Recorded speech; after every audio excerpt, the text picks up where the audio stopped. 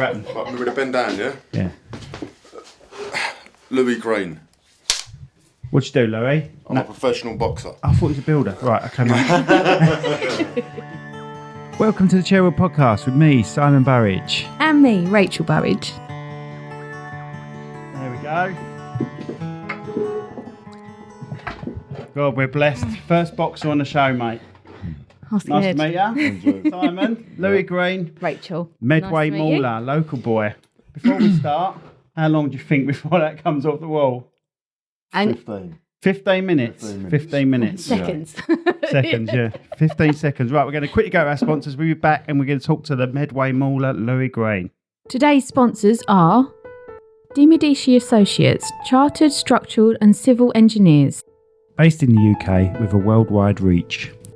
Visit their website on dimodiciassociates.com.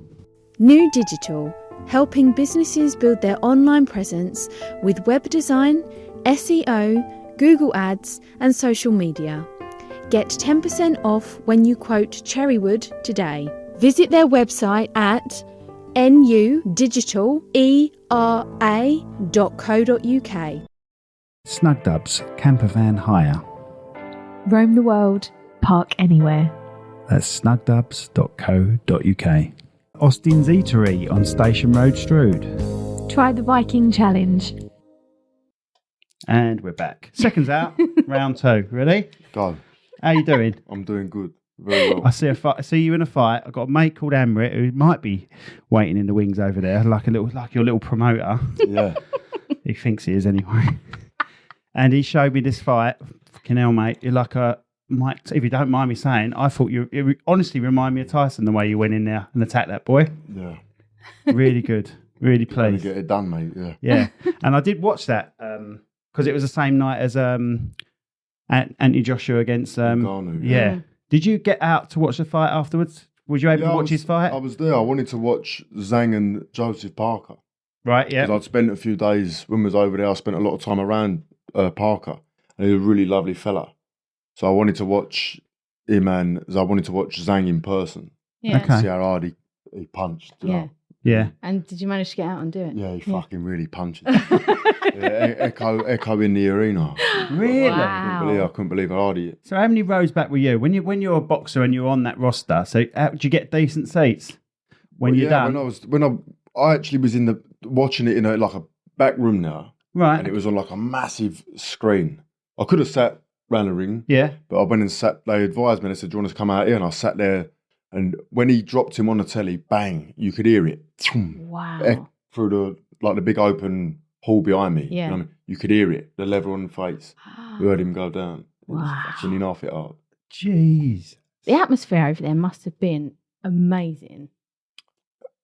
It's It was sort of cheering, yeah, isn't it? I it was imagine. different because it was actually quiet. It weren't like coming over here where it's rowdy Yeah. and it's lively. That's us. It was very tame, but there was a lot of English there. There was a lot of people from Chatham there because when I got out of the ring, a lot of the fellas come up to me. And I spar one of the blokes who was I sparring his nephew, and they all come up afterwards. I couldn't believe they was out there. They did it for you. No, they went over there. They knew I was on the card, obviously. They went over there. It was just a bonus that I was on the bill. You know what I mean? So yeah, all the fellas from Chatham was over there. Jesus, a Yeah, bit it load was of cars got done over.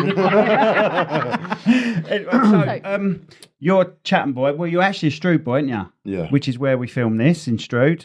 So you grew up It round actually says here, on the didn't internet you're from Maidstone. I don't know if you knew that. No, I don't know why it says that. I'm not actually from. I wasn't even raised round here. I was raised in Welling by Shooters Hill. Oh, And yeah. then- Not a Charlton boy, are you? No. You're Millwall, weren't you? I don't like football. I used to go to Millwall a lot as a kid. Yeah. But yeah, I grew up down there till I was about 13. And then I came up here when my mum lived up here. Right, okay. Do you know what? So many guests we have that live here that are Come, always yeah. from that area. Yeah. Always. Started off in that area, come down here. Oh. Yeah. So what did you think of Medway? What, when I come down here? Yeah. I preferred it because I didn't know anyone. Okay. So Yeah. when I came down. Why, do you have a reputation up there already then? No, down there I was just a typical kid, man. Typical kid. I had no education. I left school really, really young. How young were you? I never went to school from just as I turned 14. I never went back to school after that. Never went. Okay. Set foot. Couldn't read, write. Even when I was there, I couldn't. It was never my strong point. And then leaving so young, I couldn't. Even now, if someone gives me a phone. Recently, I was in the gym when I come back from Saudi Arabia, and I went to Kent Gloves. That's where I train. And they're doing a charity thing now. All the kids training, and they asked me to do an autograph, and I had to have my dad sign the thing because I can't get the gist of. Sort of pen It to looks paper. it looks terrible. Yeah. If I do it, it looks like I've got a broken hand. Oh, Right. So I've okay. What, your own autograph? Yeah, yeah. So now I've had to practice doing something very subtle, and all it is just spelling my name. That's my thing now. But I had to have my dad said to me, listen, you're gonna have to do it because at some point, and it's happened. Someone's gonna. Yeah, I had a catch kid you. from my boy's school see me when I come back, and he's watching my fight on his phone. Yeah. And he went, it's actually you. Oh. And he gave me, I couldn't believe it. Give me a bit of paper. He said, can you sign that? I said, Jack, do you want me to sign that? I couldn't believe it. So I was like, put Louis on it, and he chuffed to bits, this kid. Oh, bless. Yeah. That must have made you feel amazing. Yeah, because these are kids. To me, I'm just a normal, do you know what I mean? I don't really think anything of it, but it was a big deal to him. Oh, bless. So I was chuffed a bit, yeah. Yeah. So, right. So you're 32, roughly, yeah? Going to be 32 soon. 32 soon. But you've had a kid for quite a while, haven't you? Yeah. You started off quite young, didn't you? Yeah. I started off at 20, but you did a lot better than me, mate. Yeah. Yeah. 16. Up a few years. And so I actually think when I've seen interviews of you before that you're well-grounded, mature geezer. And do you think that's because you were a dad early? Or was you still a bit of a tearaway when you was a dad? Or did that ground you? Do you see what I mean? No, I've done like bad things as I've got older. You know, I think you're some people will do, but you're born a way, and I feel that some people have like a streak in them, maybe. Yeah. And I think I've always had a bit of a Bad boy streak. wild mindset. Do you know? Okay. So I think that sort of not so much because I'm very focused now. It's like the best I've ever been, you know. So, but they do it because I've done it so young. I was so used to it. So some people they have kids later and they go, oh, I only wanted to do this. I wanted to stop doing this because the kids was around, but I've done it since I was a kid. Yeah. So it doesn't really. I understand, mate. I'd never thought, you know, I had kids when I was 20 and I still was a kid at 20. Yeah. So to be your age was, you know, just unreal, really. And I do you know what? 30, I reckon I actually thought I was not a kid anymore. Do you know what I mean? Yeah. Oh no, you still are a kid. Yeah. Well, can you do one thing for me? Look at you. Well, we only have you on here because you're pretty, yet you stick the mic thing straight in front of your mush. So bring it all the way down. And then it just drives me nuts. Over mics. Hang about. Bear with me. We're getting serious, and then I'm having. Look, I even set it up once for you. Look, like that, so people can actually see your face. All right. It's only like the 70th time. There we go. So, this all stays on, by the to way. do a right hook, right? Yeah. Don't worry, you've got a decent one of them. I feel. Right, that's it. We're ready to go again. Right. Sorry. Right, so you've got three. Am I right in saying you've got 3 kids in total now? Kids, Yeah. Okay. And right, go on, mate. I was going to say, how did that impact like all your training and all the sort of the demands of doing what you do? How did that, having 3 little kids as well, how does that affect it? I don't know. It doesn't really. Okay. Some people, I've heard some blokes say, "Oh, I just want to be indoors," and so, but I don't really have that. It might sound cold me saying it, but it's not like that. Like I'm a good dad, I love my kids, but I don't know. I think when I was growing up, the men did the men thing. Yep. And that was that. So I think that's how I view things. So I know my kids are very well looked after. They're very safe. They're very loved. So I see them and I speak to them every single day. So if I'm training and I have to go away, I don't think, oh no, I've got someone else looking after them, because I know they're with their mum, and I know that. So I ring them up and they're, oh Dad, I love you. So I don't really. It doesn't have an impact. I don't really think about it. because you're quite close to your dad, aren't you? Yeah. And was that a similar relationship back then with your dad? Would you When I was a kid? Yeah. Yeah, well... He was a postman, wasn't he? He's a postman, yeah. So, I know all my stuff. I've done it. So it's not like me. No, it's not like me. I've done a bit of research for once. So he was a postman. So his hours were, I imagine he was home when you went to school. When you got back, he was in, wasn't he? Being a postman. No, when I'd get up in the morning, it was my nan because my mum's mum lived next door to my dad. Right. So she would come in the morning and have to get us up right to school. Because he was already up. Because he was at work, and then I'd come home and he'd be there. Right. But other than that, yeah, she'd be up and she'd come in and get us up to school and make sure that we was sent out properly and whatever. Brilliant. You didn't fancy following your dad's footsteps and being a postman? To be fair, I didn't really think of it. I was very my own mind. I was busy doing my own. I didn't really think of it, even from young. You know what I mean? I had my own mind. I didn't really think what he did or what they did for a living, or do you know what I mean? I didn't really look at following footsteps. Do you know what I mean? His dad, my granddad, they're like big Irish family, and they was all fighters. So. And was your dad a fighter? My dad boxed as an amateur, yeah. So it was my granddad that used to talk to me about prize fight. Yeah. And would tell me about the things you can achieve in boxing and things like that when I was a kid. Yeah. But it wasn't, my dad never, he used to show me it. It was always on my TV, but he never told me about what you can get out of it. Do you know what I mean? I see, yeah. And did you get a lot of discipline from it when you started it? Well, when was the first time you actually stepped in the ring then? Well, how old were you? I used to do bits with my dad when I was really small. And then I went to a gym in Welling called Dance and Boxing Gym. But I was... What, near Danson Park? Yeah. All right, okay. But I just wasn't interested. I would go there and I would do a little bit of sparring and things, but I was puffing and smoking. And how old was you? I was young, man, like just fresh out of primary school. And I wasn't interested in...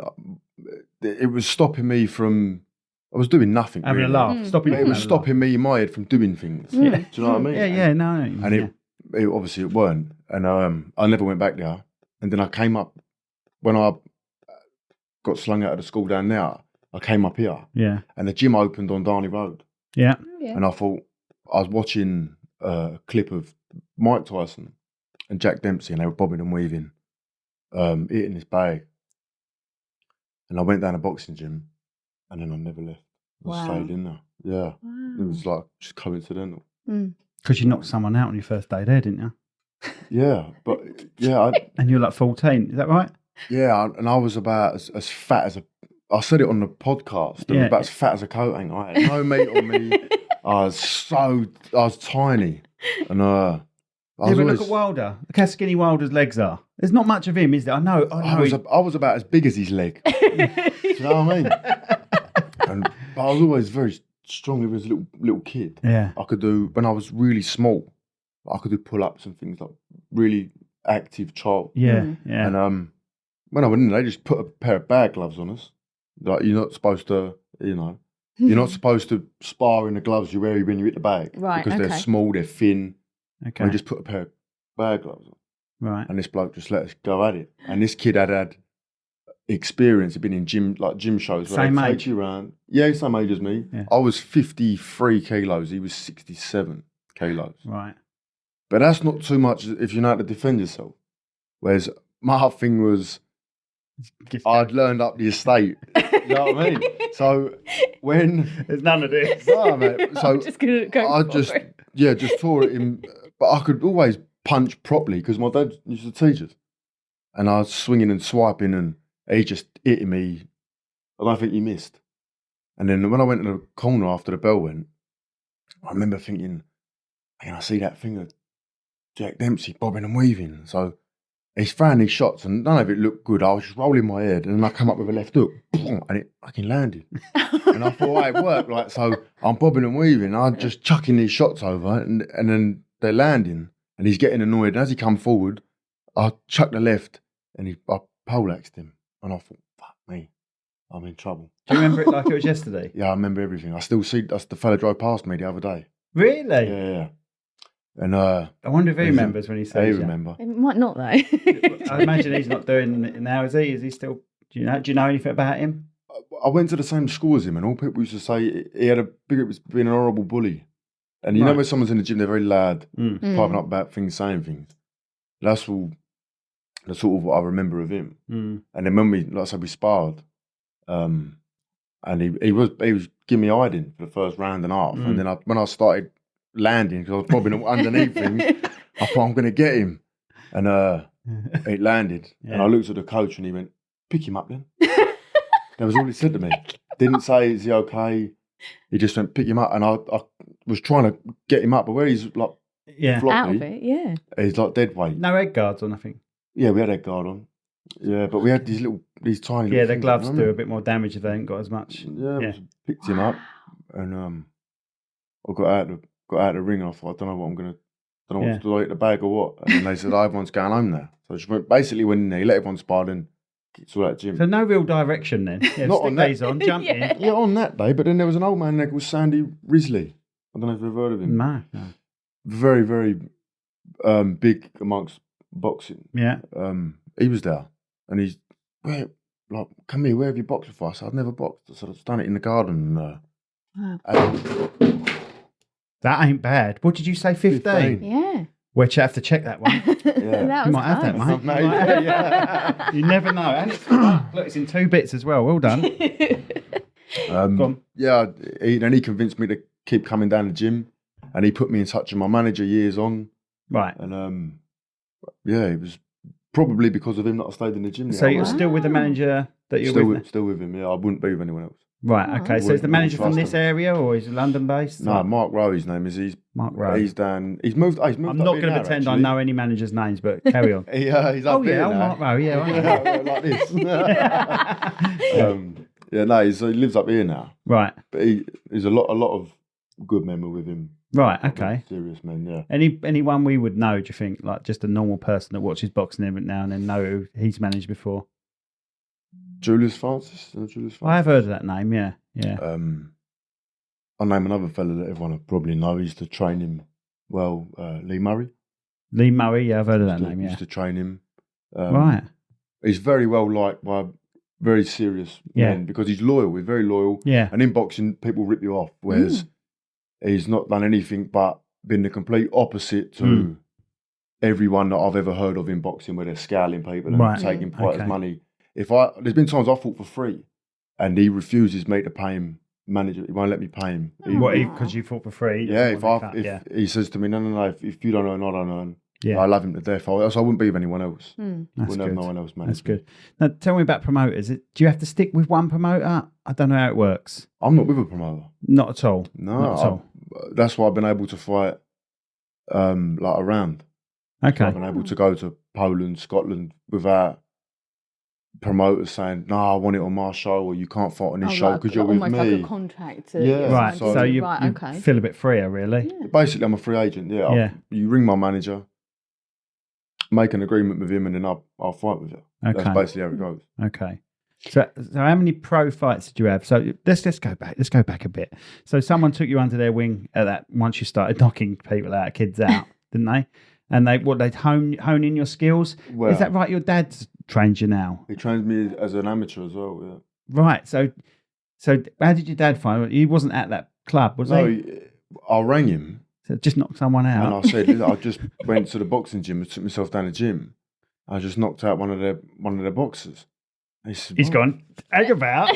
And he couldn't believe it. He's going, what are you talking about? He's just jacking the old... That must have felt good for you, though. Like, just walking out there, and that must have given you a little bit of... I felt more chuffed in the fact I could ring my dad. Oh, because that's nice. At them points, we'd never see eye to eye. Just argue all the time. Right, okay. Because obviously, as I'm a father now, so he's trying to tell me what's right for me. Yeah. And I just see it as... criticism. You've got to fall into line otherwise. He took arranged college meetings and he took me to one. He grilling me about listen, they're saying is don't speak, listen to what they're saying. It don't matter what they tell you. You're doing the course. And as soon as he left, I just shaved straight off. I thought, no way, you ain't going to sit me in now. No way. In my head, I was going to do things my own way. But what I wanted to do would have ended me up in a completely different life. Yeah. So when I went down the boxing gym, he'd come up the next day and I went down there and he'd watch us train, watch us spar. And then the club was filling up with kids all the time. So he got his training license and able to train kids. So he started training me and other kids in there. And that's how it stayed. Oh, right. So he's still in there and he's still training? Not done it, only me now. Only you? I left that gym. We went to another amateur gym. And then I turned pro with him and now it's just me and him. Right. Training. Okay. That's nice. It's nice that you have that bond with him and you can actually, because obviously you've almost come full circle now and it's nice that you've got that relationship back with him as well. So the boxing's brought it like that. Otherwise you'd just be arguing. Yeah. So you say a lot about you were laying slabs a lot through your amateur sort of career, wouldn't you? Yeah, I had a few jobs when I was an amateur. Done bits in his bed shop. I didn't say on that, George, because there was cut for time. So you're unlimited on this podcast, mate. I was like loading mattresses and things in the back of these lorries on the weekends, and then through the week I was doing a job once. I had to strip these vans down like with an heat gun, and you pull all the things off, and your hands just shred it to pieces, and you're up at 3 a.m. What are you taking off on these vans? Like when they put in logo advertisements. That's what I thought you was going to say. So you're taking away the vinyl from the wrapping. Wrap the vans. We're stripping that. Mate, I've done that. Guns. Taking that off is a bastard to get off. It's a bastard to get so which they give like little heat guns. Yeah. And you're stripping it, and your hands are blistered to fucking hate. Yeah. So I did that for a little while. So then you had to do that and then go and box as well. That must have been really bad for your hands. Your hands are sore as when you come out of there. It's mostly when you're wrapping them. When you wrap your hands up, you're thinking, fucking, you've got no skin on the front because you're giving no gloves. We was just kids, so these fellas are running a mint out of us. Do you know what I mean? And they're just sticking us on these vans, we're stripping it. A couple of the boys obviously, they went, oh, fuck this, I ain't doing this. And they went home. But I stuck it out because I wanted the money. Right. Yeah, well, you had kids, didn't you? Am I right? They come just after. That. When I started on the metal yard. Yeah. I just like had kids in. Okay, and what were you doing? Security on the metal yard, weren't you? No, the metal yard, I was fixing the metal. These big, you know, the piling sheets that they put in the ground? Yes. Then when they come back, they were fucked. And this firm, rather than, they wanted us to straighten them out. So I'd have a fella with this heat gun and I'd have a big 14-pound hammer. No, this is a torch. It's like a torch. Yeah. And I would stand there with the hammer and just straighten these, and they go in like a certain shape. Yeah. You So know what I mean? What thickness were they? Like that? No, they were like the biggest. They were 8 mil, but they were long, and you'd have to go from one end up the other, and you'd have to go through hundreds of them. It kept me strong and fit. You know what I mean? Doing it because you used to have to. In theory, you meant to wait for the truck driver to lift them over. That's it. But you were doing come in and flip them. Yeah, but if he wasn't there, I would get a bit of wood in there, wedge it up, and then I would twist, like flip it on its side, and I'll do the one underneath. Yeah. Oh my God. Jesus, so you've done a bit. So it's all sort of heavy-handed stuff, really, that you were doing. I couldn't do anything intellectual. I could barely read. So everything was heavy. Then from there, like when I do the piling, where they drill the big holes in the piling rigs, they fill them up with concrete, the Wembley car park. Yeah. I fucking hated that. Did Wembley car park, do you say? Yeah. Oh, right. I couldn't stand doing that job either. Yeah. Fucking horrible. Doing that. But if you want to be doing something else and you're just doing that to earn the money, then you won't be able to stand anything like that, would you? It's good money, but I used to have to get up from here, drive to Welling, and get 3 trains to London. Oh, God. Get to the site, do the work, and the work there was fucking hard graft. Yeah. And then I'd have to do that all the way back. Yeah. And I was doing it every day. And it's a whole day, isn't it, by the time you got home? I nearly missed my second son's first birthday. And on that day, I went to the geezer, fuck this, you poke it. I ain't doing it, because if I hadn't left when I did, I would have missed his little birthday. Yeah. So I just went straight home. I thought, fuck this, ain't worth it. Mm. And then the metal yard actually rang me and took me back and sponsored me and give me days off to train. So it was all right, yeah. Brilliant. But all that work must have kept you fit still, though. As you were lifting and doing all that, it was a little bit like a workout for you as well? Yeah, the swinging the hammer was... It's like Rocky getting ready in Russia, isn't it? Yeah, that's what they said to me. Yeah, it's just lifting it all day, dragging things around all the time, and the hours got shorter when I got there. I was on 6 till 2, which was brilliant. But yeah, it kept me very fit doing all of that during the day. I think hard labour, graft work keeps a man's body fit and strong, doesn't it? Definitely. So it did keep me really strong. And like your body's hardened because you're out in all weather conditions. Oh. So you've got, what's your amateur record? Do you know it? I had 26 fights, 21 wins. I had 18 fellas hit the deck, but 12 of them I knocked out. Right, okay, So yeah. I think I lost 5 or 6 as an amateur. What, early on were they, those losses? No, I actually went, I think I went 8 fights unbeaten with, I had loads of knockouts.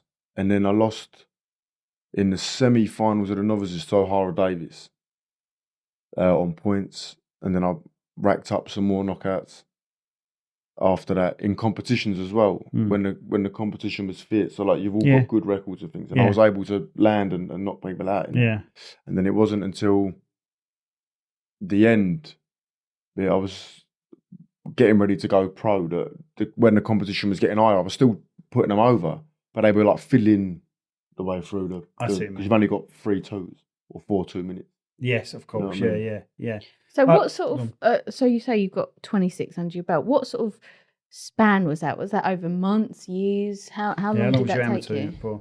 I actually had a couple of years, I might be in a year out of the gym again, but it didn't do me no fucking favours. Is that where you had a bit of trouble? Because you mentioned that a bit. Yeah, I ended up getting nicked and I was in a lot. I won't. Do you want to talk about that or not? Not too much. Something happened outside the gym. Is that right? No, there was.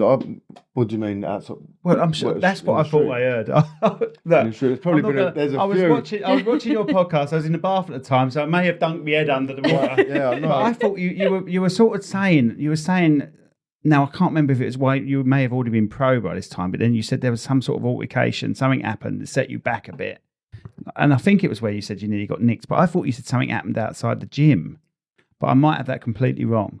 Like something happened that set you back a bit. That was when I ended up I was fucking living out my motor. That was when I was a pro, but when I was at the gym for a year as an amateur, I was more inclined to slowly start drifting because my dad stayed in that gym. I was more inclined to start drifting down, seeing powers that I hadn't seen for a little while, right? Dodgy ones and things like that, and then. I ended up doing something and it went bad. Yeah, didn't go well. Not for me anyway. And I ended up getting fucking arrested. Right. Again. And it just was. And then I went down the gym and the old fella said to me, like, what do you want to do? You're going to go down that route and be a div? And then he like knuckled me down. Then I went out and won my first championship, and I thought, "Fucking, this is it. I'm going to do this." Right. Okay. So that kept me in there. So how much trouble? If you don't want to say, obviously don't fucking say. But how much trouble have you been in before? Have you been nicked before and like put away for a bit or anything like that? No, I never went to prison. Had the old tag on the ankle before? No, I've been very very lucky. Just snap it off anyway, wouldn't you? Stick it on the my legs. So stick it on the scrapyard dog. And I put it on the dog. Yeah. Yeah, no, I've been very lucky. Right. Yeah. Okay. Yeah, been very lucky. Right. So when was when you had your first competition, you thought, right, okay, this is it. How did it feel to step in the ring first time thinking? Yeah, meaningful fight. Yeah. Do you remember it? Yeah, my first amateur fight. Because the woman, I've still got it. The boys' auntie was called Jack Desmond. And he brought loads of people down from Essex. Was it local? It was in Sheerness. Oh yeah. Right. Yeah. I think it was in Sheerness. Laysdown, I think it was. Right, okay. And whatever, I don't know if they're the same place or not. Yeah, they are. They are, right, yeah. Laysdown is on the is island. a part of one bit of coast. It's of definitely Sheerness. on the island, yeah. And to be fair, I should know because the hall it was in, the second boxing gym I went to, when I walked in there, I had to go in that hall and go upstairs, and I thought, my first fight was in here. Yeah. It's Eastern ABC. But they come over from Pitsea, is it Pitsea, Essex? Oh, right. Okay. Well, I've never heard of Pitsea, but there was loads of them in there. Yeah. And when I got in the ring, his auntie went to me, oh, this ain't going to last 20 seconds. Look at the poor little fucker's legs. And my legs are about that fat. Like, even now I've got skinny legs. And I was just standing there like thinking, fucking hell, they're mugging me off. Felt bad. Like, And did you have But supporters? that must have egged you on a bit, didn't it? Did I have support? Yeah, like on your first match. Only the people from my club. So not as many. Some of the boys that was... No, I didn't take a whole crowd of them. Entourage? No, I didn't do Not that. like the entourage you've got now waiting outside of this podcast. No. It's just my dad was there. Hammer it. My brother weren't there. Just my dad and a few boys from the gym who was also fighting. Yeah. That was it. Yeah, so have you got one brother? Is that it? One brother. And that's no sisters or anything like that? No, Oh, right, nothing, okay. just And is little he brother. into boxing as well? I know I'm drifting off a bit, but is he? No, he likes smoking and drinking. He's Oh, right, so he's he- very relaxed, man. So he He's lazy. chose the other path, did he? He's lazy. No, he's a good kid, my brother. Very, very knowledgeable, very intelligent, really clever. But just really Chilled. go for a run. Fuck that. Right. Watch TV. What's play. he do for a living? He's a dog handler. Oh, Does right, dog handling wicked. with security dogs and things like that. Yeah, No. that's cool. He's doing good at it. Right, sorry, we're going back now. Yeah, so So this you've guy... done this kid, did you? Did you say anything to the aunt afterwards? No, I actually knocked him out in the first round, and I went over to his mum just to and she gave me a big hug, bless her. But the auntie was looking at me, and she looked fuming. So when I come away, and still now, when you press play, if you turn it right up, you can hear her say, "Oh, look at his poor little legs." Oh. So you got a recording of it? Yeah, they were videoing it. So, Wow. Wicked. yeah. So that's good. how old were you at this point? 31. No, just turned, I think I just turned 15 or 14. I think I was 14. One of the same, like that, yeah. That takes some guts to actually get in a ring and have all these people from Essex sort of jib at you and have a go at you, and then you're just like, yeah, fuck it. Yeah, I didn't really. But her saying that probably egged you on to, I'm going to cane this kid now. I don't know. To be fair, I didn't really think anything of it. It's only now.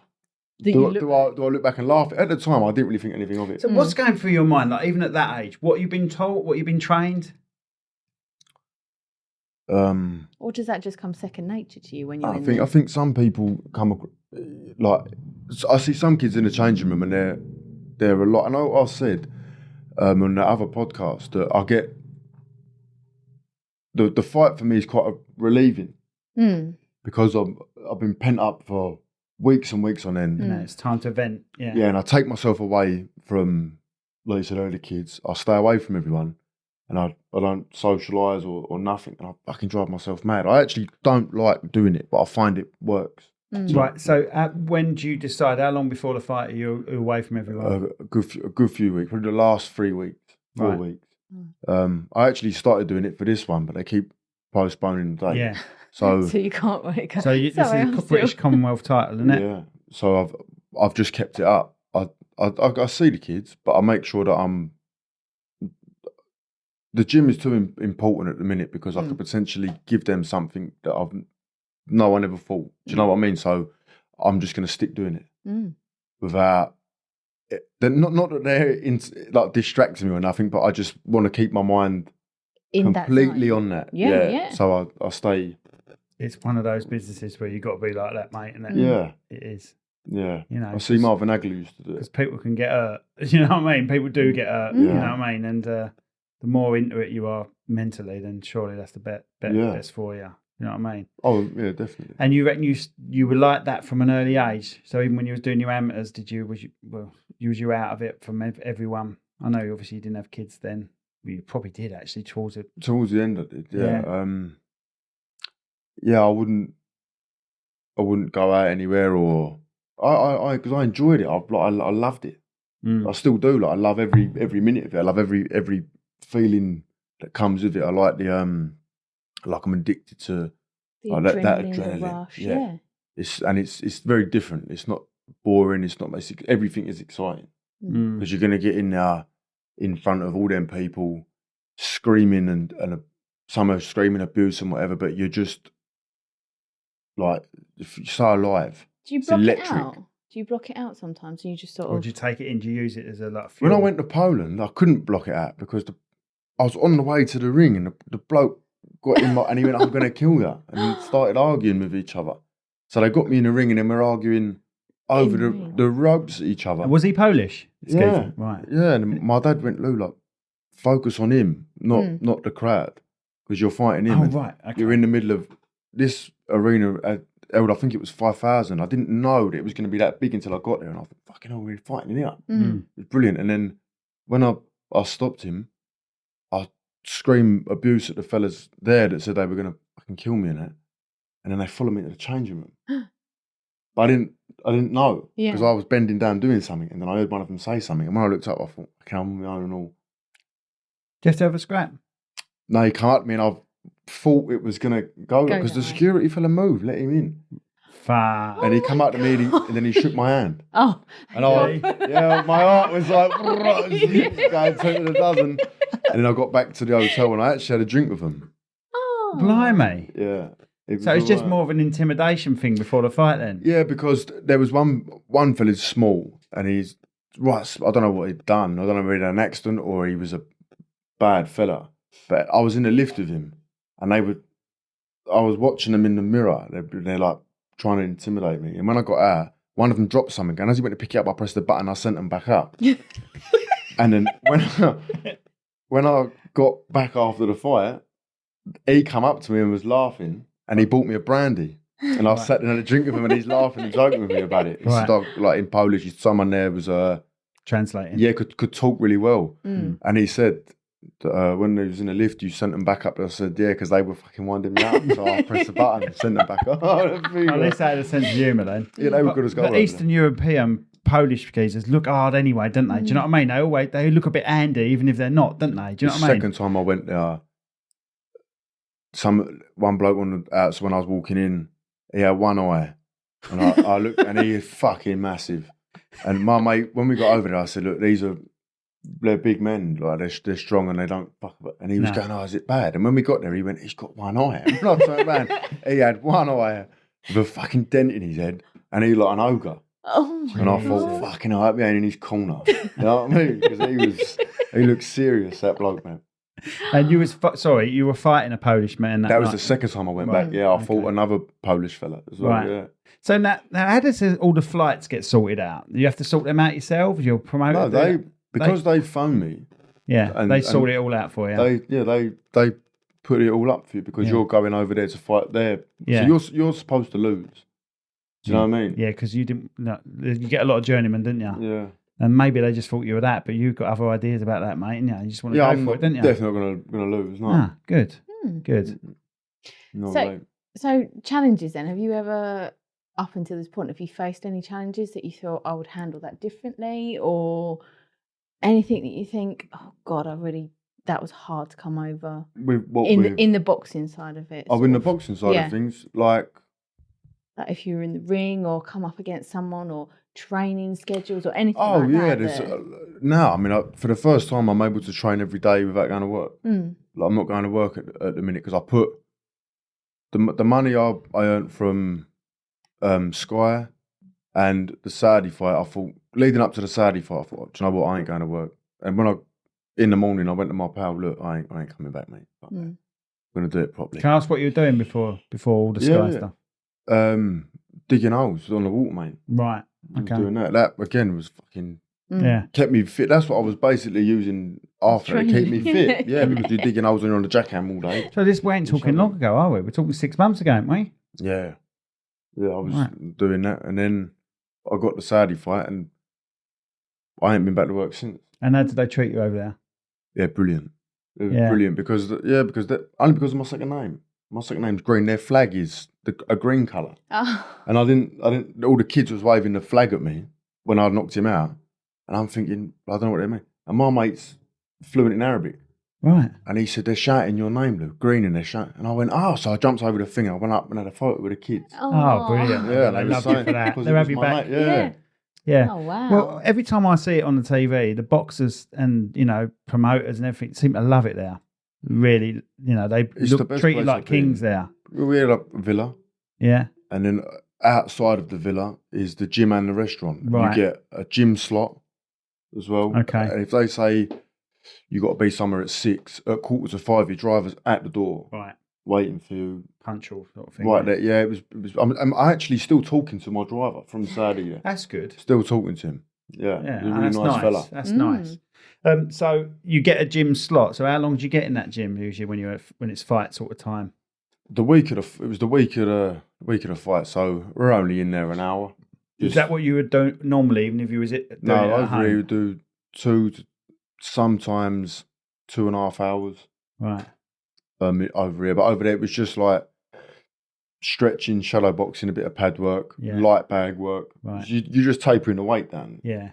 That's what I'm saying. You've gone up a weight class. You've been up a weight class, haven't you? Gone up a weight. Yeah. So what are you at now? Sorry, kilos. What is it in kilos? I fight at 69.9. You weighed at the day before the fight, yeah. 69. And do you have trouble cutting for the weigh-in? Is it draining for you? No, or not. Is it easy for you because you've gone up a weight? No, the last weight cut I done before at welterweight, which is what made me go up a weight. My body was dying, and even trying to put the weight on overnight, my body just wouldn't allow it. Wouldn't allow me to eat, and when I was drinking, it was hurting. When I was drinking, I was thinking, "Fucking hell, like I'm in it now." Yeah. So I moved up a weight, and I was knocking people straight out again. So I thought, yeah, I'm gonna stay here. Yeah. So you think that's your ideal weight? Yeah, I feel 10 times better. Yeah. So the training before a big match, is it sort of literally the day before, no training just in case you get hurt or you pull something or anything like that? Train. The day before the fight, you don't train at all. You do the weigh-in, then you're just eating and drinking. Just putting everything back in your body, ready for the next day. So you wake up and just lounge about. Some boys have to get up and do a workout to make the weight because they're still too heavy. You know what I mean? But luckily, I've diet nicely. And for the first time, I got a nutrition fella who's helping me. So that's paid massive. Really? Yeah. Worth its weight in gold, is it? Yeah, because I've never knew anything about it. What about like mentally? Do you have anyone with that? Like mental coaching? Mental coaching, I see a lot of boys go over there. And I think, I don't know if I believe it, really. Yeah. But, right, look at it this way, right? How do you feel if you've got like Primark stuff on compared to, if you're wearing something in Primark, you've got Primark gear on and then you've got half decent gear on. Do you feel any different in the head when you're wearing something and you're out town or something like that? Do you know what I mean? I get what you mean, but because I reckon, right, and I'm probably full of shit here, right, but I'm going to say it. Yeah. Football teams, right? I reckon a football team should be putting the best looking kit, the top make, because you come out on that with pitch, the confidence, fill in the bollocks. Yeah. Fill in the bollocks. Then rather than one of the teams that gets the cheap old makes that they all get. Do you know what I mean? Yeah, I get you. And then you feel a part, and that's another 10% confidence. I feel at least. So I feel the same happens like with a mental coach. They can put these positive things in you, which will really help. And I've had some coaching like that. I don't fight or anything, but it just makes you think of stuff in a different way. And I really do think it's a benefit. I honestly I've heard of boys. Remember back in the day? Sorry, I'm jumping in again. I think someone like Sven-Goran Eriksson brought in a coach of some sort, and I forgot what he was called, but he was basically like a mindset coach. Yeah. And everyone took the piss. Everyone's like, what the fuck have we got this mindset coach in the England team for? Right. Because that was just our mentality. But I think now I can see the value in it because I've sort of experienced it before. So, but you might already have it. You might have a mindset coach come and speak to you, and he's like, "Fucking hell, he knows what he wants. He's in the right place." Do you see what I mean? You've probably got no doubts.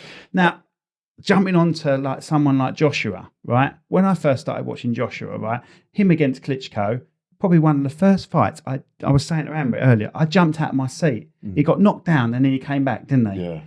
But I wouldn't say directly after that when he lost to Andy. He was gone in the head for loads of fights after that. Wasn't right on that there one. was something wrong right with him, and I don't just mean that fight with Andy. I mean a few after that as well. He was fighting timid, and physically he hadn't changed. No, they kept messing about with his weight. He kept getting bulking up, and then he'd be lower, wouldn't he? Yeah. And something happened to him mentally, and I'm sure he's got a coach like that would have dealt with things. Like a hypnosis sort of. Oh yeah, it's kind of like a hypnosis, but it's just putting him on the right frame of mind. Like even when he had interviews, he was so cryptic with his interviews. He was sort of contradicting himself to the point where I was getting annoyed with listening to him. Do you know what I mean? Yeah. I was actually getting annoyed with listening to him. I'm like, what are you doing, mate? Just get back in the gym and train how you used to train. And something's clicked recently because these last 2 fights were brilliant. It was the old Joshua again. I'm so happy for him because the old Joshua. Yeah. But, you know, like I say, his dip, for me, wasn't physically, it was mentally. A mental decline. Yeah. You see what I mean? Yeah, it's a mental decline. And so that's why I feel mental is obviously, you've got to be in the right place. In this sport, you have to be mentally very. So when you get someone defeat you, how do you feel about that? It must be soul crushing. Yeah, it is. I mean, I've said this a few times. I see boys, they come away and like, I'm going to get a new coach and I'm going to go and do this and this was wrong or whatever. Well, the very first thing that I normally do is I look straight in a fucking mirror and I think, if my coach is telling me to do something and I don't do it, that's my fault. That's not his fault or her fault or whatever. And if you've got distractions going on around you, that's still your fault because you've got a choice every day not to go and do this, not to go and do that, not to listen to them, not to do. So that's your fault. And nowadays, the whole era that's going, not just in boxing, just in life, everyone's a fucking victim and everyone wants to point at everyone's got something wrong with them or whatever. And I think it's such a crock of shit, mate. Yes. I don't believe in any of it. I think it's all a money maker. Yeah. I think everyone's lying about things. I think if you go in a class of kids now and there's 30 of them, 28 of them have got some sort of ADHD problem and it's all bollocks. It's all shit. It's all a lie. I had a meeting about my boy the other day and they went to me about, do you want him look? And I went, no. I was 10 times worse than this kid. I still do not go to sleep now. Sometimes I'm awake all the time, my energy's through. But there's nothing wrong with me. I'm fit and healthy. Just need to find their path. And these kids, there's nothing wrong with these kids. But I blame the parents for also ramming things down their fucking neck, tablets and whatever. Why do they need a diagnosis when they're just normal kids, right, at the end of the day? I don't believe in it. But then you've got adults going, I've got the same problem. Don't believe in any of it. I think the first thing you should do is just take accountability for some of the things you're doing, mate. That's what I do when I've lost. I take full accountability, and every time I've lost, I pride myself on it. I've always come back stronger every time. I've come back every time I've lost. I've come back and I've gone against unbeaten boys away from home, and that's a mental test because you think, right, I've just lost. We're now going to go over in their garden now, so I'm against the crowd. The ref, the fucking judges have shown what they're like recently. Luckily, I can knock people out. So you get in there and you have to pull it off. And every time I've made sure I'm in the best shape I possibly can be, and the risks work. Taking the risks have been very rewarding for me because I'm willing to do it. So, like, you've been through about 4 rounds, right? You've had a bit of a beating around the head. You sit in that corner and they're giving you advice. Surely sometimes you just can't take that in because you're physically and mentally exhausted. Because obviously we're all sitting at home. I'm having a coffee, like, you know what I mean? Fuck all wrong with me. I'm like, what? Why is he not listening to the corner? Why is he not listening to the corner? They're telling him what to do. But I haven't been whacked round the head about 10 times, you know what I mean, in 3 minutes. Do you see what I mean? I love to think. Do you find it hard? Is it your dad that's the one that's giving you the, or you got who's talking to you in between rounds? Your dad? Or Normally, my dad or Mark. Only there's one of them when I was all I was doing was looking for one shot, and he just picking me off all night. Chum, chum, chum, chum. And they're saying to me, "Listen, you ain't fucking working. You don't wild up because he's just looking for one shot. Yeah, why aren't you working? I've got a real good engine. Do you know, so why aren't you putting the graft in? You're gonna slip the rounds away." So they bollocked me for that, but I fought Freddie Hewitt, and it was a real brutal fight, and it got to round 6, and I sat down and I said, "What round is it?" And my dad went to me, "Don't fucking worry about that." And I remember thinking, yeah, but how long have I got left, man? Fucking hell, because we were both in bits, like both of us. My eyes was closed, he was cut, we was in bits. And he said, "You're going to go out there do something different. You've got to jump on the jab. And I thought, but I'm not a boxer. I'm like a rough on ya. You do remind me of Tyson. Straight the way straight in, yeah. But I outboxed this fella on the back foot. I drew him in because he then started standing now because he's tight. And I jumped on the jab and I out-jabbed him for the next 3 rounds. Wow. But then when I got back to the corner round after that round when I boxed him. So 9, something like that, yeah. I said to my old man, I sat down and he went, we need one more round of that. So get up, and he just rammed the gummy shoot in my mouth. He went, you ain't tired? He fucking stood me up, and I was thinking, I'm bollocks, man. But I went out there, I won the fight. Yeah, I won my first title as a pro. Away So from would you home. win on points? Won over 10 rounds. I'd only been 6 rounds once, and then I got a call. I watched him knock this fella out cold on a Sunday up at York Hall, and they phoned me the next day to fight him. Right. And I thought, yeah, I reckon I'll beat him. Wow. But it didn't. I nearly done him in the first, but the belt, it was like 30 seconds left, and I didn't expect to catch him with it. And as he come forward, I went right hand, and he fucking flagged. I thought I got him. And as I went to jump on him, he grabbed me, we got to the bell, and then after that, it was 9 rounds of just fucking madness. Yeah. Wow. It was, yeah. Oh my Jesus. God. So you touched a little bit there about injury and stuff like that. How do you deal with pain? How have you ever injured yourself severely? Yeah. Or I don't know if you can see that lump on the back of my hand. I broke my metacarpal bone in the first round of a fight I fought with called Joe Hayes. And I threw an uppercut. And it didn't actually hit him flush. It skimmed him. And I thought, God, it felt like that knuckle had been pushed back. But the thing is, right, that's behind wrapping, behind a padded glove. Yeah. So the power you must have used. They're only 8 ounce, them gloves. Right. I've actually got, next time I see you, I'll show you. You can put your hand in it. We When you got sign that, you want them, I'll bring We have them them on the wall. I'll bring them in. I'll bring them in. Oh, bless you. You can thanks. clench your hands like that. You can see your hands in the 8 ounce. Really? God. See, I don't think I've ever put on boxing gloves. Only as a kid messing around, so I wouldn't know the weights or anything. In the 8 ounce. So they are a lot thinner than you think. Yeah, the 8 ounces are fucking tiny. Right. And I hit him on the top of the. Well, I didn't. It skimmed him. I can show you the part. Every time I watch it, I go, that was the fucking shot. And it felt like my knuckle had been Brought pushed it back. Yeah. And I'm like moving my hand in the glove, thinking that.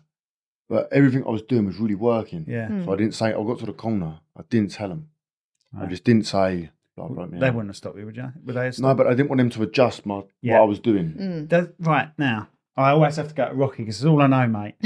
When he fought that geezer in like Rocky Balboa, he broke his hand, that geezer, and they said Rocky's got a few rounds before that starts wearing off. Right. Did it wear off for you? The pain in the pain? hand, the pain in the hand. Did it wear off eventually towards the end of the fight, or was there just so much going on? I you forgot actually about it? knocked him out the next round Oh right, you got with it. the same hand. But, oh my God. but what it felt like is, how can I put it?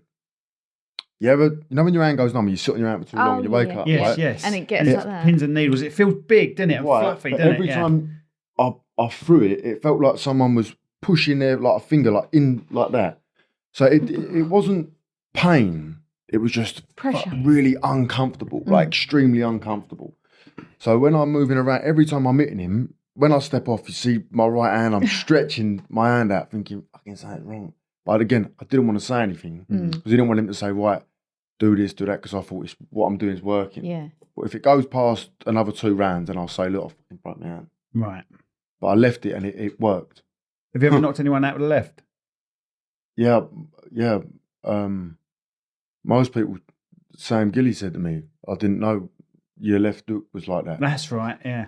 'Cause, And I like that and all. You get back after the match and have a good chat about the fight together. drink. When I was in Drink. Poland, I got videos of it.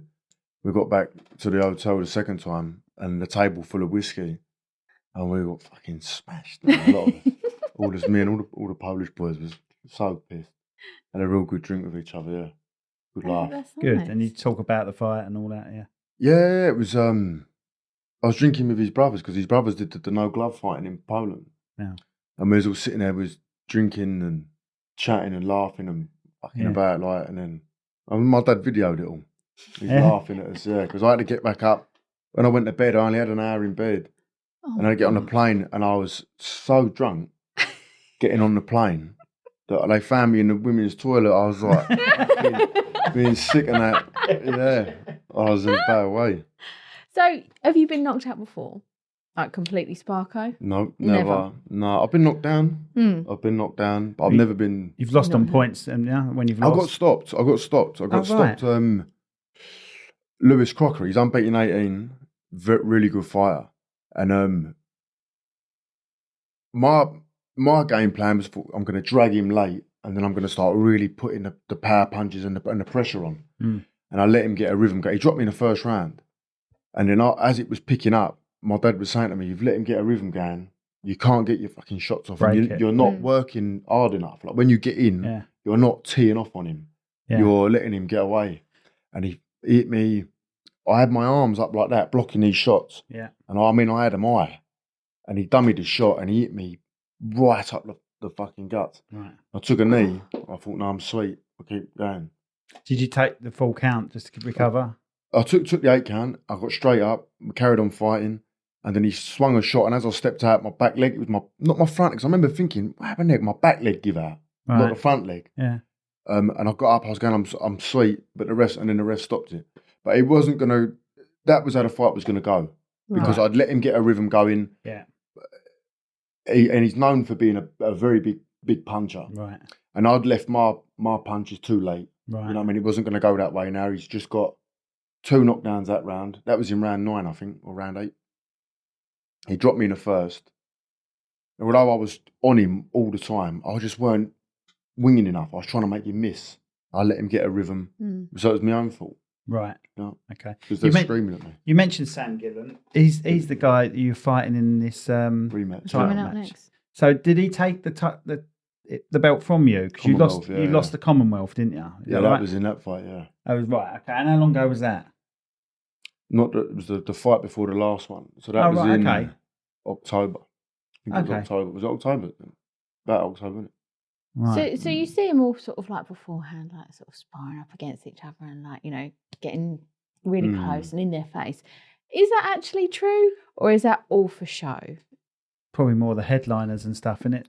I think nowadays everyone is so desperate, really desperate to look at me on camera. Yeah. So they act like fucking twats. And some people ain't like that. Man. Some people will do something on the spot. Because they're not like that, you know what I mean? So some people act in a manner on camera, but they're not like that on camera. Then some people are just leery all the time. Yeah. But they're stretching things now where I think it's only going to be a matter of time before someone does something to someone at the weigh-in or whatever. When someone's allowed to push the boundaries too far, and you've got someone who's not like that, and they're going to do something. Yeah, you know what I mean? Yeah. So have you ever had any of that from one of your opponents, giving it large, getting in your face? No, not yet. That's good. That's how it should be. Because all they're trying to do is get asses on seats, really. That's what they think they're trying to do, isn't it, when they're doing all this? Again, it's for the look at me on camera. Yeah. Everything nowadays is they don't care in any form of camera or media. They don't care if your job is to broadcast something, whether it's the truth, hurts people's feelings, or it's just to get it out there. Yeah. And nowadays people get on camera and they don't care what they're saying, what they're doing, how they're behaving. They're just on camera. So look at me. I just think it's wrong, man. You know what I mean? Because you're pretty cool, calm, and collected there, aren't you, when you're doing weigh-ins and things like that? Well, to me, the weigh-ins and the press conferences is I enjoy doing everything about my job, right? But that, to a lot of these boys, that is more important in the fight. They will play up at a press conference, fighting someone they know 100% that has been brought in for them to beat. So they're going to act like that. You can act like that. Right. So they're going mad about this and mad, and they know 100% that boy has been brought in to make them look good. And I don't. What's the point? I don't understand it. Whereas I'd rather people talk about me with my fight than talk about how I behave like a dickhead at the press conference. No, I understand. I'd rather have a real good fight and have been known for that. No. Yeah. Have you ever been told you've got to lose? Or is that just... Sure. I'm going to at it now. I got asked at one fight. I heard someone saying about having a move round with their opponent.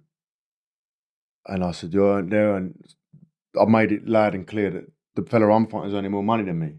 because he was filling in on the day. I was supposed to fight someone else, but he was unbeaten in 4 or 5.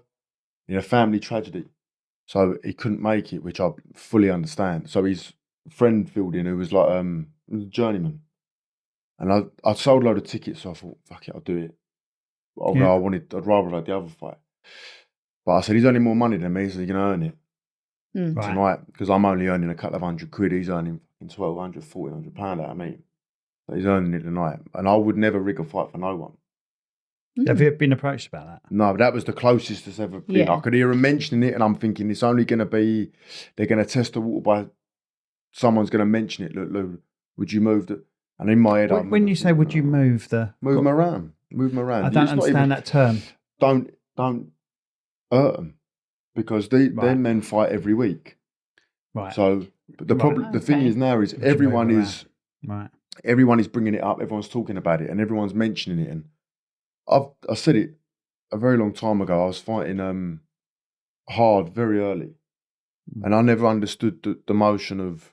I didn't want 15 journeymen on my record, because when I stopped boxing, and my kid goes to me, Dad, how comes you're fighting a fella and he's got 200 fights with 4 wins? Yeah. And then that fella, you've got about 15 of them on now. Why have you got a whole record of them, but you've only fought 3 good boys and you've lost? Yeah. What's all that about? Yeah. And you... No, what do because you say you feel like a fraud, wouldn't you? You'll sit back, look at your record and think, it means nothing, wouldn't you? Not only that, I'm selling tickets. Yeah. What? Yes.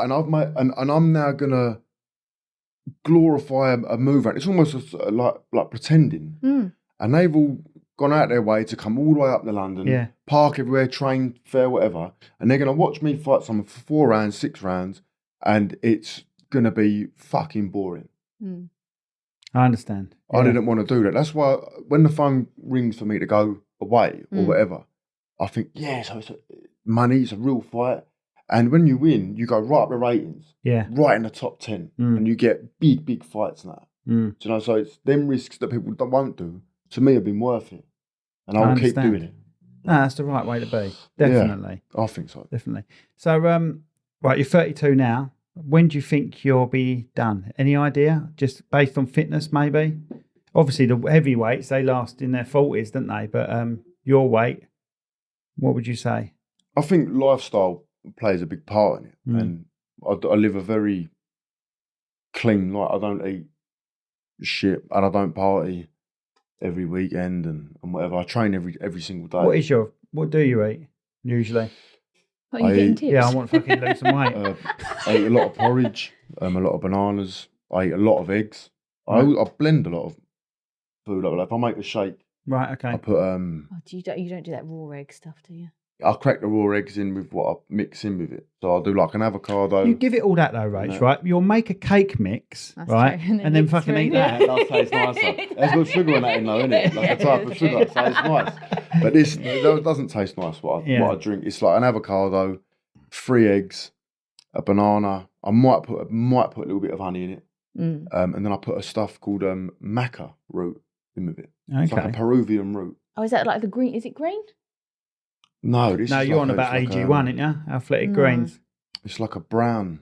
It's fucking repulsive. It's really horrible. Just like so you are literally... No, you're not eating for pleasure one bit. No, not when I'm not with that. And then my pleasure would be steak. Yeah. I like a burger. I like a burger and things. Do you love the bread as much as you can?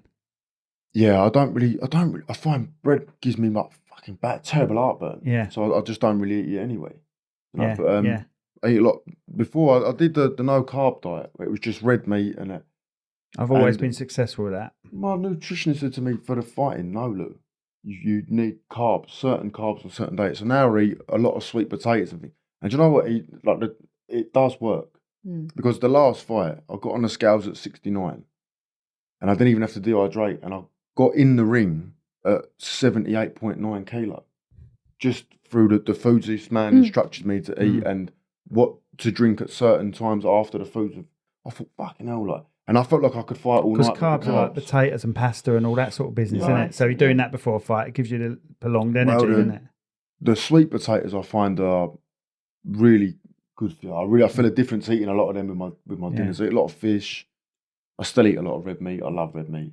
I fucking hate chicken, but I eat it. Really? Yeah. You don't like chicken because it's just boring.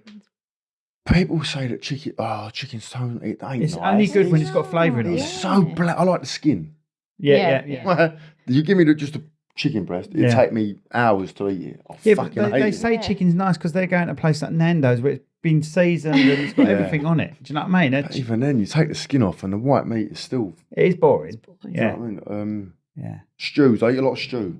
Right, okay. Because they're really good for you. Because the meat, obviously, whatever you're cooking, the meat goes out into the juice. So you're getting every bit of nutrition in as much as you can.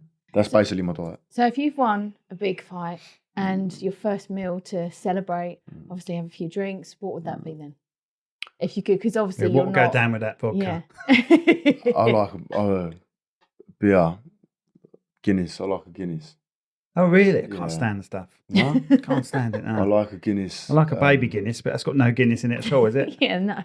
No, it's, what's in that? That's like coffee, like a Tia coffee, Maria in that, isn't it? and Bailey's.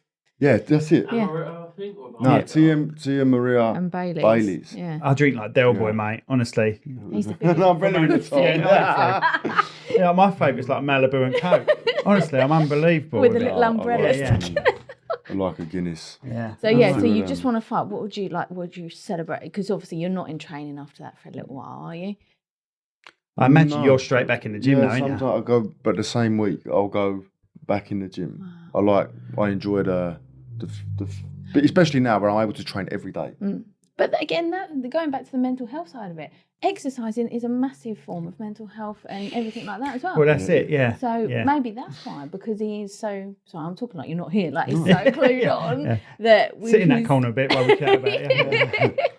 But that may be it, because he's constantly at the gym. Yeah, it is a good form of, yeah. I think, depending on what sort of hardships you've been through, right, you don't need to sit in a dark cloud all the time. I think you're either very mentally strong or you're not. And if you are going to go through this is what I say to my two boys. You're going to go through life as a victim, be prepared to get nowhere. You've taken life by the bollocks, is what you're not going to get anywhere. Me and him were talking to each other the other day, weren't we? And I said, there's a term that I use for boxing all the time, and it should be for boxing, and it's called, I say it to my boys all the time, Gabos, right? Game ain't based on sympathy.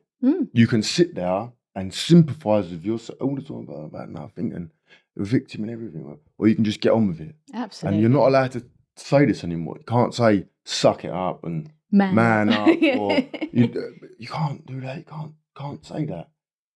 You can. Sometimes it's fucking this. I tell myself that when I've lost, I say that to myself all the time. That's your fault.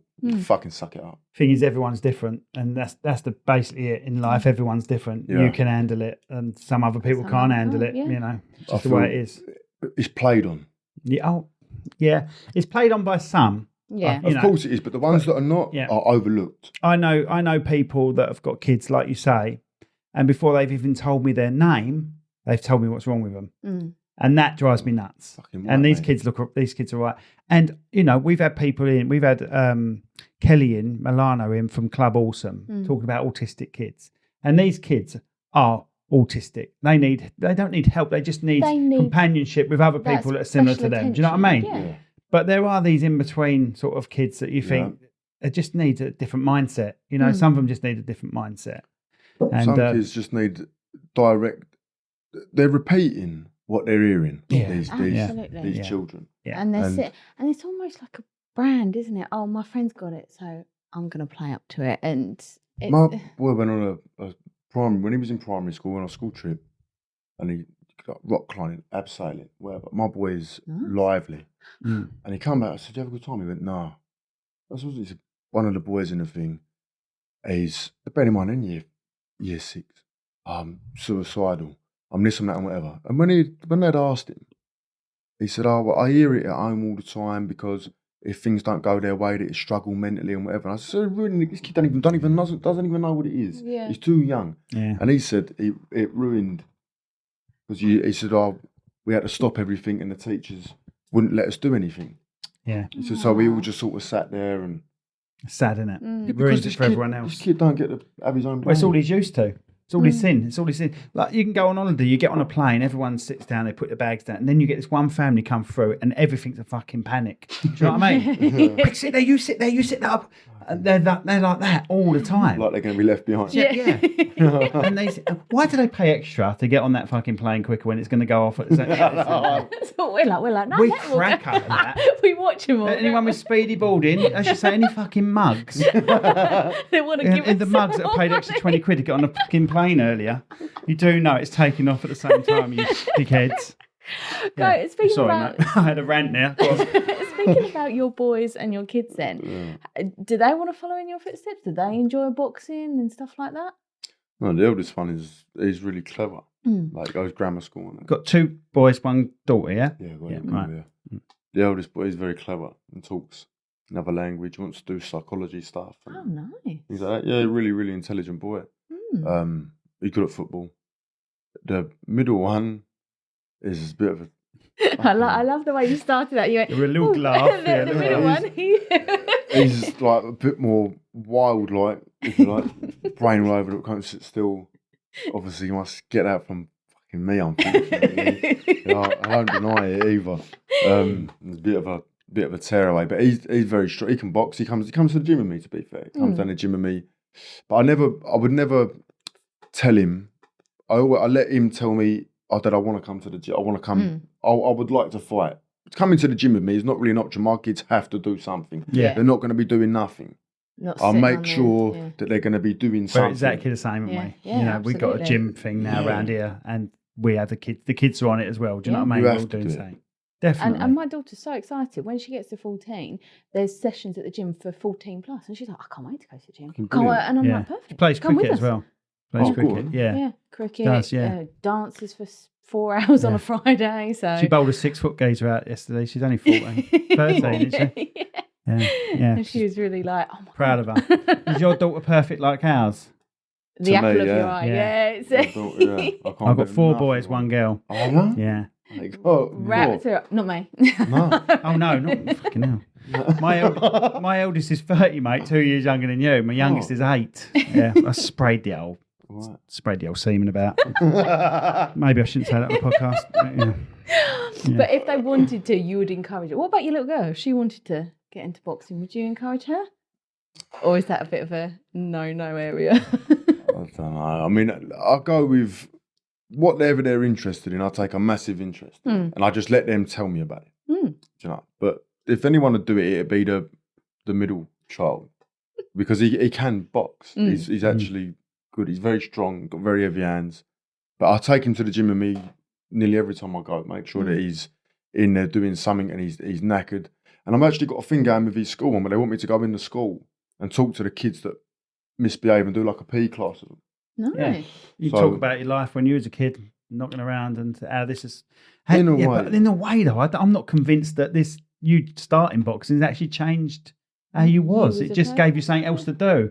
Did it make you more disciplined, would you say? Yeah, because I was... Disciplined as in you went down there. Smoke on it. So. Yeah, that's right. And you stopped it the day you went in that ring, didn't you? Yeah. Into the club. I threw the puff. I threw the puff away and the fags. And How's your full puff at that age as well? Don't ask questions like that. Oh yeah, of course, yeah. I know. No, you said before you went nicking and stuff, didn't you? Yeah, I was a fucking nightmare as a kid, mate. Always I see a boxer once said he nicked any, like, if it had an A in it, he'd have it. And the bloke went to him, what's that? And he went, anything. Like, so when I was a kid, you used that to your advantage. It's weird though, isn't it? It must have been who you was knocking around with, because your dad wasn't like that. No, my dad's family are madmen. When they were young, they were right, all okay. madmen. But my dad is really Straight-laced? quiet, relaxed. The only time he'll like rear up is with the boxing. He gets excited about it, and he loves the fights and things. But just day to day, you won't find him. He's fucking so chilled out. Is your mum still with us, or you the mum and dad together? Were they? No, mum and dad ain't together. My mum lives up. That's why I moved up here. I was with my dad, and then I moved up here because I was. But coming up here, And you still see your mum, or? Yeah. Okay. Every single day. I lived with my mum, and then I moved out with the children and things Yeah. when I was like 16. So I see my mum I'm at my mum's every day. Oh, right. Yeah, Okay. she only lives there. She lives just down the road. I've just come from Right, there. sorry. So your dad's the one that's up there. My dad lived down Right, there, okay. and he used to drive up here to come to the gym and then drive back down. Right, Do you know I what mean? see. Right, yeah. But I had to move up here when my mum was there. Right. What school did you go to around here? Well, when you did I go. went to Temple School for about a week. Oh, yeah, that's Yeah. really up there, yeah. Right. I went there for about a week, and I did like 2 lessons a day.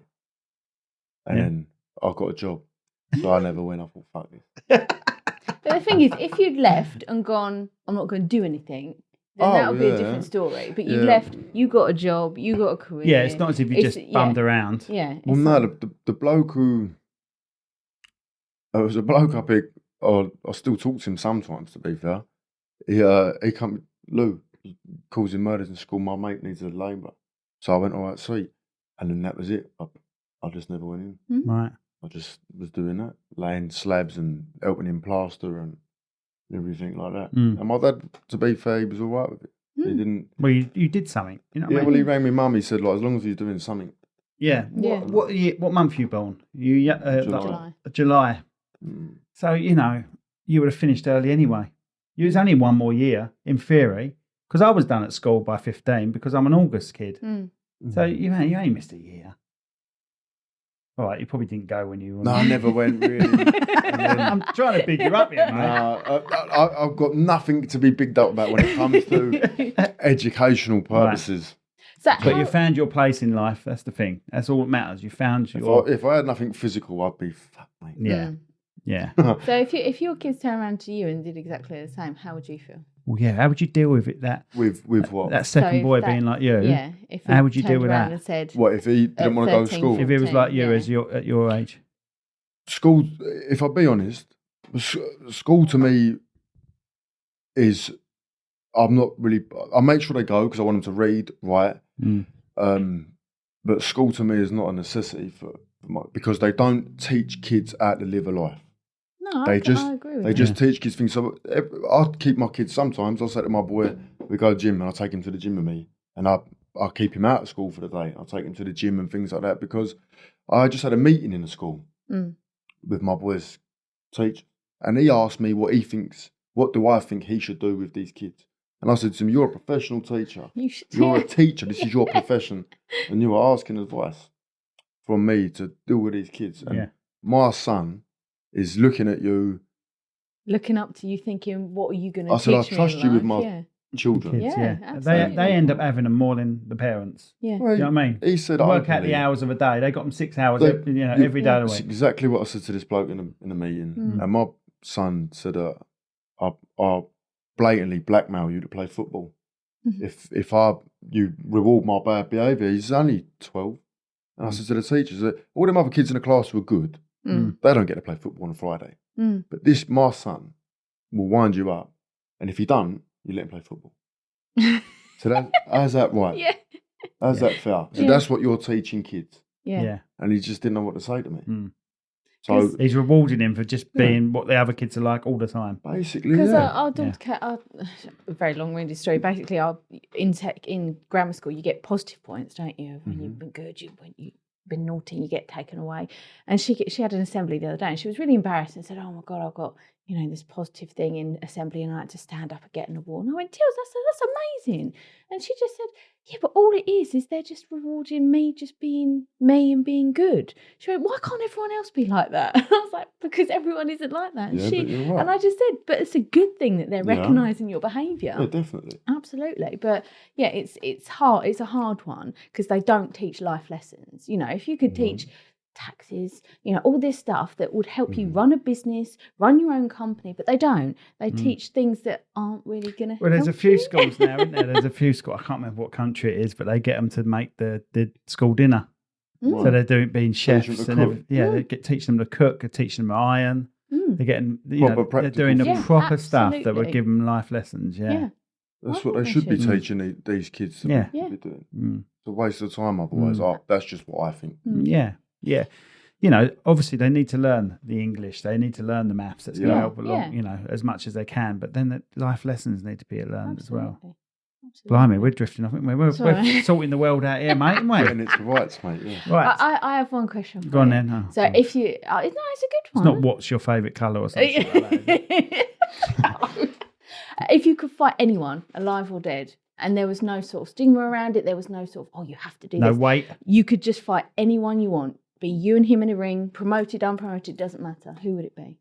Well, it could be a girl. Sorry, you and that person. Oh, that's I don't believe in any of that. Be politically correct, rates. That's it. So I've been asked that before, and I never really knew. But there's one fella that there's no footage of him actually fighting. His name's Harry Greb. Have you ever heard of him? Never heard of Harry Greb? Harry Grip, no. Only man to beat Gene Tunney, and he beat my favourite fighter, Jack Dempsey, that Tunney.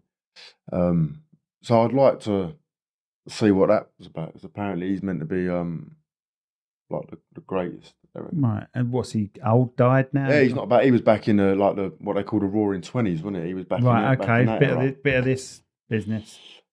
No, he was a proper. He used to train with Jack Dempsey, my favourite. Right. There's a big statement about him. I got his book. Okay. I ain't read it though.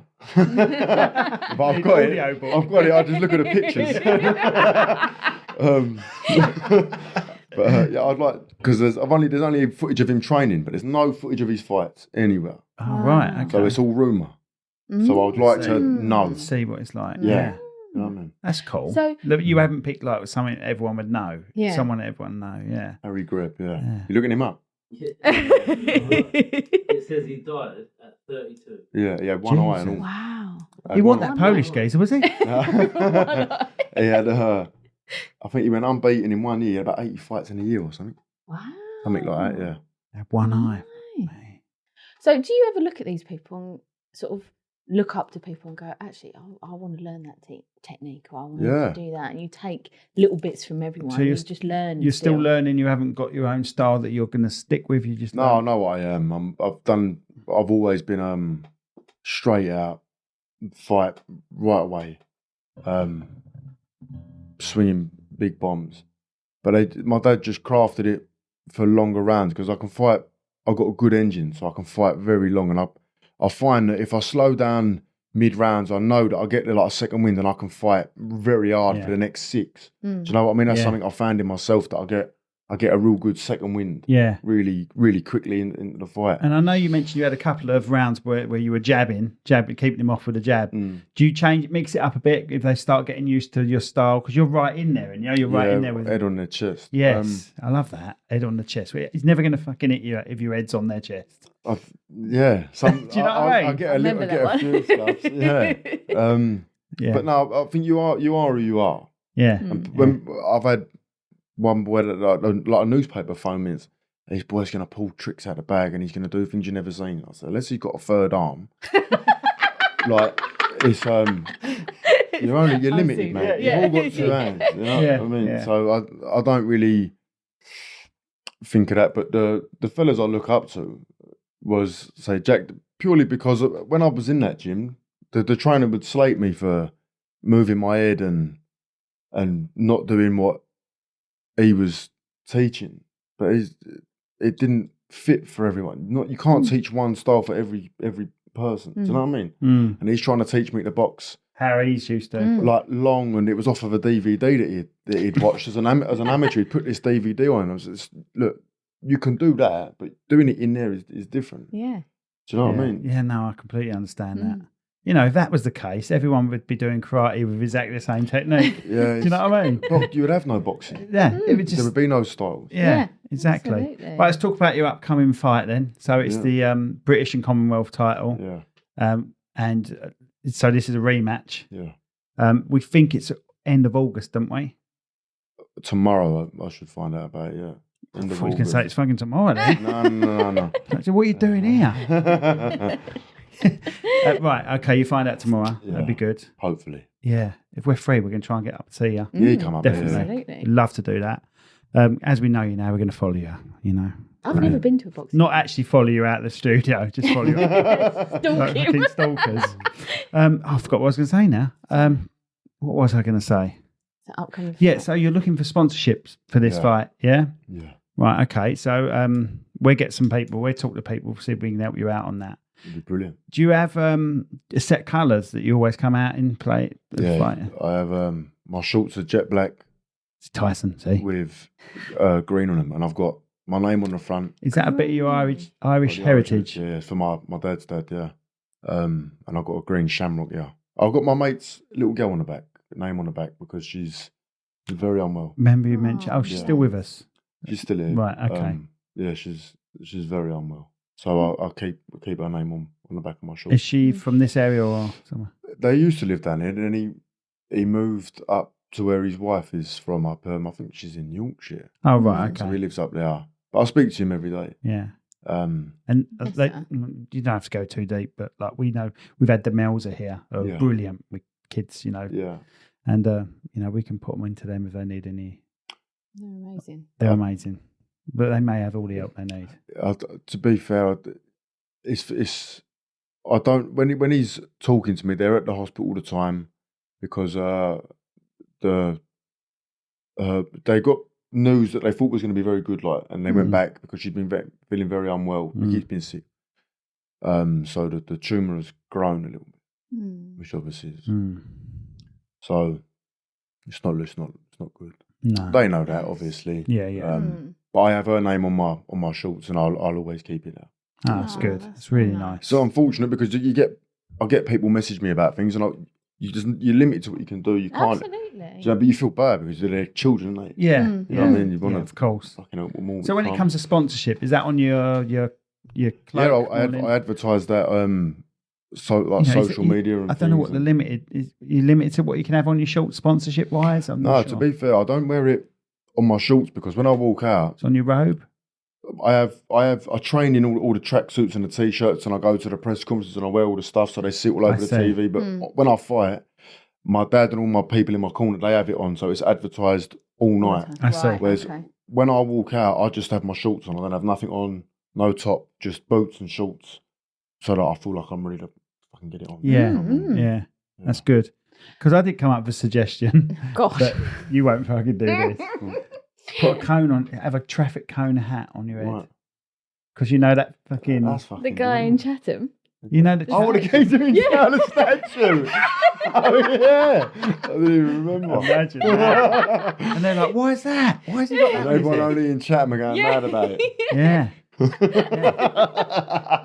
Because he's from Northfleet. I'm a Northfleet because you did a bit of training in Gray's End, didn't you? So I was born in Yeah. Northfleet. So I was like, what the fuck are they going on about with this traffic cone on this thing's head?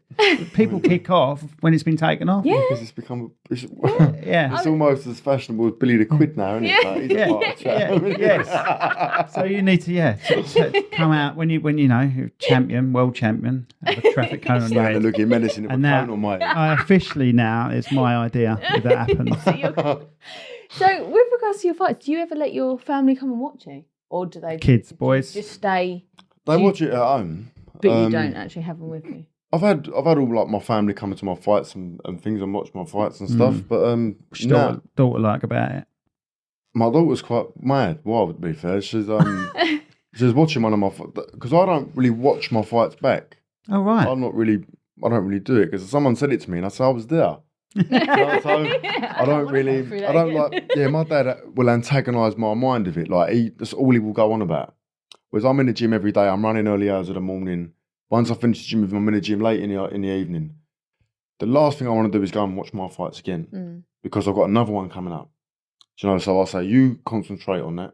Oh, so he analyses. Right, so it. he's going to be the Yeah, one that yeah. tells you about it and you adjust based on it. I'll watch close to the fight. I'll watch things that I need to, maybe. But at the last fight, they were saying to me, "Did you watch your opponent?" And I said, "No, because I was told he's big. He was big.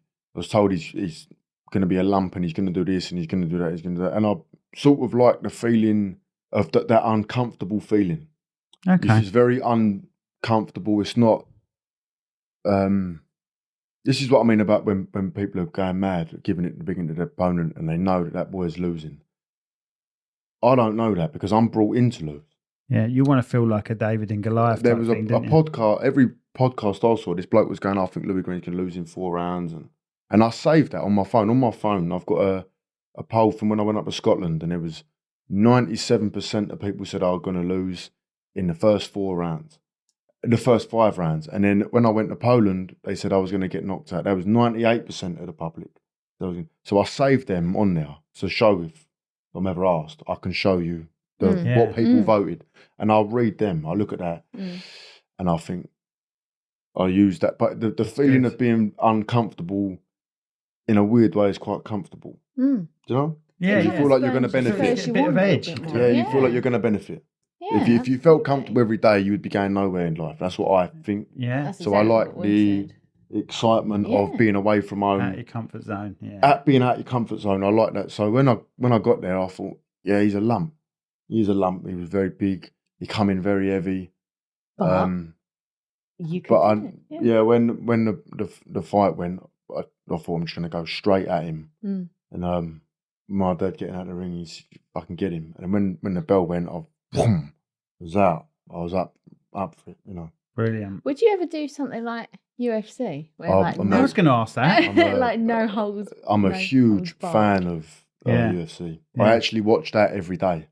Yeah. Yeah, I do. Yeah, I love a bit of UFC. I watch that. But once all again, the I'm time. shit with the names. Shit with the names. It depends. I can name a lot of the old. I like old Derek, The old the big ones. bloke. What's it? Derek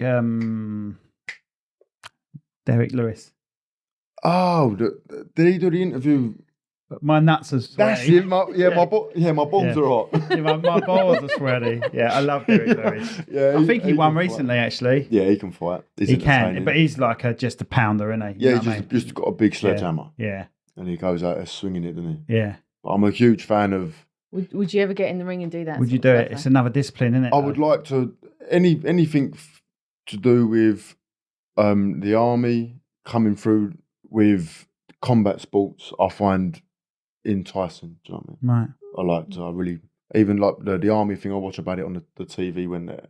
Oh, like the SAS. Training. Oh, you tough enough type thing. Yeah. No, did you see when they was in Afghanistan and it was the soldiers talking about their stories and their training Right, and yes. their actual video clips of them in combat Yes, and yes, things yes, like that? Like yeah. that sort of stuff, Yeah. like fires me up. I think, imagine that. Mm. It's like it's exciting, isn't it? You know, but, Mm. yeah. And your in-ring music, I did hear about this. It's Last of the Mohicans, end song of that. And I Yeah. never got a chance to listen to it because I haven't got a clue what you're talking about with that. No.